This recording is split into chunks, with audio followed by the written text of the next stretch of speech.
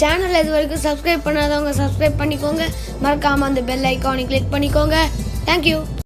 Hello friends, welcome to டக்கின்ஸ் family channel. நம்ம இன்றைக்கி என்ன பார்க்க போகிறோம்னா தக்காளி ஜாம் பார்க்க போகிறோம். இது தோசைக்கு நல்லாயிருக்கும், சப்பாத்திக்கு நல்லாயிருக்கும், ப்ரெட்டில் ஸ்ப்ரெட் பண்ணி சாப்பிட்லாம். எல்லாத்துக்குமே இந்த தக்காளி ஜாம் ரொம்ப சூப்பராக இருக்கும்.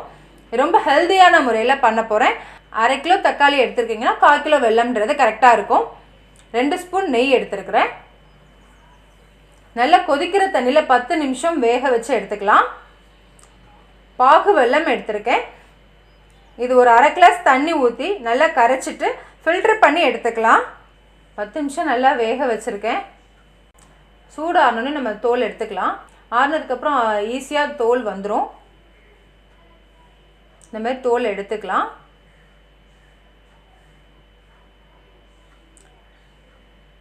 நான் இந்த மாதிரி எல்லாத்துக்குமே தோல் எடுத்து வச்சுட்டேன். இப்போ நல்லா ஃபில்ட்ரு பண்ணியாச்சு. டஸ்ட் எவ்வளோ இருக்குது பார்த்தீங்களா? நெக்ஸ்ட் எப்படி பண்ணலான்றதை பார்க்கலாம். அடி கனமான பாத்திரமாக எடுத்துக்கலாம். அடுப்பு பற்ற வச்சுக்கலாம். தக்காளியை இந்த மாதிரி மத்து வச்சு மசிச்சாலே போதும்.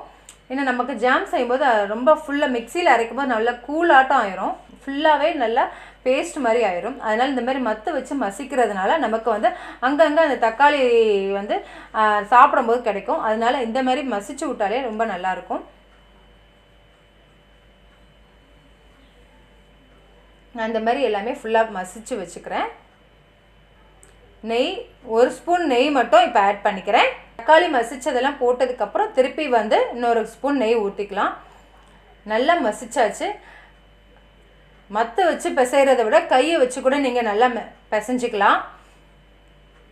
இந்த பார்ட்ஸ் மட்டும் இதை மட்டும் ரொம்ப திக்காக இருக்கும்.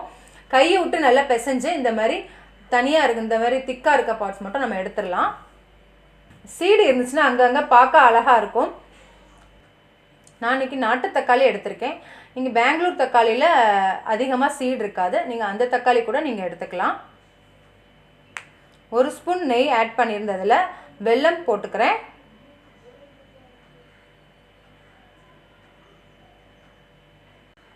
அதிரசத்துக்கு எப்படி நம்ம தக்காளி பதம் மாதிரி எடுப்போம் இல்லையா, அந்த பதத்துக்கு நம்ம எடுத்துக்கலாம். அந்த பதம் வர வரைக்கும் வெயிட் பண்ணுவோம். ஒரு 2 மினிட்ஸ் கழித்து பார்ப்போம். நல்லா வத்திருச்சு. வெல்லம் நல்லா திக்காக வந்துருச்சு. இந்த மாதிரி ஜெல்லி மாதிரி இந்த ஸ்டேஜில் நம்ம அதுக்கப்புறம் தக்காளி போட்டோம்னா அப்படியே நமக்கு வெளியிலே வச்சுக்கலாம், கெட்டு போகாது. இப்போ மசிச்சு வச்சுருந்த தக்காளி போட்டுக்கலாம். இப்போ இது நல்லா வற்றணும். எப்படியும் கொஞ்சம் டைம் ஆகும். இது நல்லா ஒரு 10 நிமிஷம் வற்றினதுக்கப்புறம் பார்க்கலாம். இப்போ நம்ம பார்க்குறது கரெக்டாக 10 நிமிஷம் கழித்து பார்க்குறோம். நல்லா வற்றிருக்கு. இந்த ஸ்டேஜில் 1 ஸ்பூன் மீதி இருந்த இன்னொரு ஸ்பூன் நெய்யும் ஆட் பண்ணிக்கலாம்.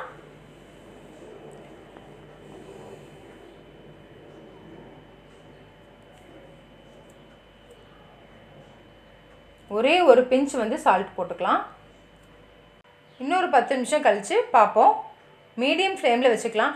ரொம்ப ஹை ஃப்ளேமில் வச்சுன்னா இந்த தெறிக்கும் ரொம்ப. அதனால் ஒரு மீடியம் ஃப்ளேமில் இன்னொரு 10 நிமிஷம் கழித்து பார்க்குறோம். நல்லா சுருண்டு வந்துருச்சு. இன்னுமே நமக்கு நல்லா திக்காக வரணும். டைம் ஆகும் இந்த ஜாம் செய்கிறதுக்கு. பபிள்ஸ் வராமல் இருக்கணும். இன்னும் மீடியம் ஃப்ளேமில் வச்சு இன்னும் கொஞ்சம் நேரம் வச்சுக்கலாம். டோட்டலாக 20 மினிட்ஸ் வச்சாச்சு. அந்த சீடு இருக்கிறது ரொம்ப அழகாக இருக்குது பார்க்கவே. இது கிட்ஸுக்கு ரொம்ப பிடிக்கும். 1 வீக் தாராளமாக வச்சுக்கலாம். 1 வீக் மேலே வைக்கிறதா இருந்தால் நீங்கள் ஃப்ரிட்ஜில் ஸ்டோர் பண்ணி வச்சுக்கலாம். நல்ல நமக்கு திக்காக அந்த பாகுபதம் வச்சுருக்கிறதுனால ஆல்மோஸ்ட் கெட்டு போகாது. இன்னும் ஒரு 5 மினிட்ஸில் ஜாம் ரெடி ஆயிரும். இன்னொரு 5 மினிட்ஸ் கழித்து பார்ப்போம். டோட்டலாக ஒரு 1/2 ஹவரில் இந்த ஜாம் செஞ்சிடலாம்.